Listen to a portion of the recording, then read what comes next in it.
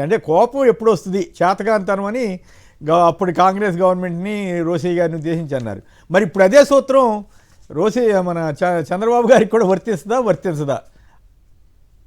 అంటే చంద్రబాబు నాయుడు గారు చెప్పింది నిజమే. కోపం అన్నది చేతకానప్పుడు, పరిస్థితులు చేజారిపోతున్నప్పుడు కోపం అన్నది రావడం అనేది సహజంగా జరుగుతుంది, మానవ లక్షణం.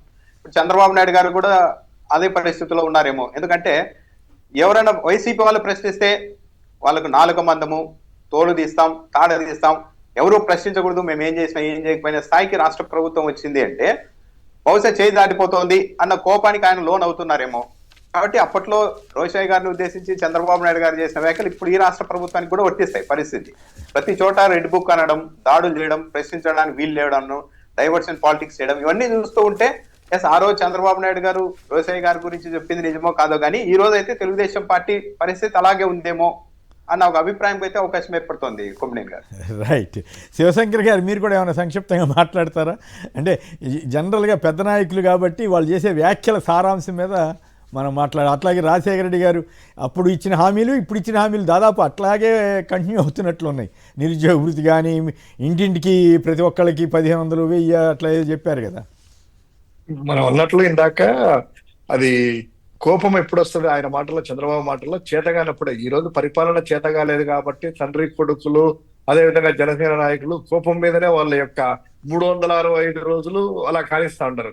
ఇంకోటి రాజశేఖర రెడ్డి గారు అప్పట్లోనే చెప్పినటువంటి ఈనాడు బ్యానర్ ఐటమ్ చూసుకుని ఆ మేనిఫెస్టో చదివినప్పుడు సేమ్ ఇప్పటికీ సార్ ఏమాత్రం మార్పు లేదు. ఆయన చదివిన దాంట్లో ఒకసారి గమనించండి, 50 లక్షల ఉద్యోగాలు రాకపోతే 1000 రూపాయలు నిరుద్యోగ భృతి, రంగుల టీవీలు, అదేవిధంగా ఏంటి మొత్తం అంతా కూడా ఇంకేస్తాం వచ్చేస్తాం. అదే మేనిఫెస్టో సిలిండర్లు కానీ, మహిళలకు కానీ, రైతాంగానికి కానీ ప్రతి ఒక్కరి రుణమాఫీ అని, ప్రతి ఒక్కరిని మోసం చేసేటువంటి తత్వం ఆయన బ్లడ్ లో ఉంది అనేటువంటి తెలుస్తా ఉంది. ఇప్పుడు ఇదిగా 20 ఏళ్ల కిందట చెప్పినటువంటి ఆ యొక్క పేపర్, ఈనాడు పేపర్ లో చంద్రబాబు చెప్పిన మేనిఫెస్టో బ్యానర్ రైట్ చదువుతా ఉంటే ఈ రోజులో మార్పు లేదు. 2014 ఎన్నికల్లో మార్పు లేదు, 19లో మార్పు లేదు, 24లో మార్పు లేదు. అదే అబద్ధాలు, అదే మోసాలు, అదే నిరుద్యోగులు, అదే 50 లక్షల ఉద్యోగాలు, అదే 1,00,000 రూపాయలు, అదే ఇల్లులు ఇంటింటికి. మరి ఆయన ఇచ్చినటువంటి ఉద్యోగాలన్నీ ఏమైనాయో, 2014 అధికారంలో ఉన్న ఏమైనా ఉద్యోగాలు, 2000 ఉన్నటువంటి 99లో కానీ 95 కానీ ఎన్ని ఉద్యోగాలు ఇచ్చాడు? మరి ఉద్యోగాలు ఇస్తా ఉంటే కనుక మరి ఏమన్నా జనాభా కూడా తగ్గుతుంది. ఆయన వాటర్లోనే జనాభా కూడా తగ్గుతా ఉంది కదా, జనాభా పెరగలేదు. ఎన్ని ఉద్యోగాలు ఇచ్చాడు? ఆ ఉద్యోగాలన్నీ ఏమైనాయి? కలెక్టివ్ రంగురంగుల టీవీలు ఏమైనాయి? నిరుద్యోగ వృత్తులు ఏమైనాయి? సో ఇది ఆయనకు సంబంధించినటువంటి ఊత పదాలు.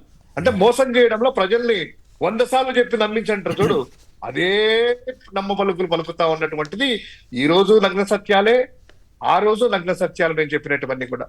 రైట్.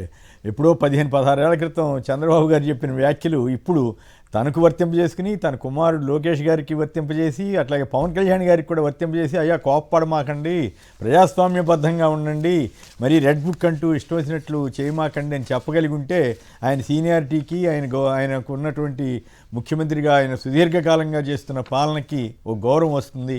మరి ఆ విషయంలో మరి వాళ్ళు ముందుకెళ్తారో లేదో ఇక వారి ఇష్టం.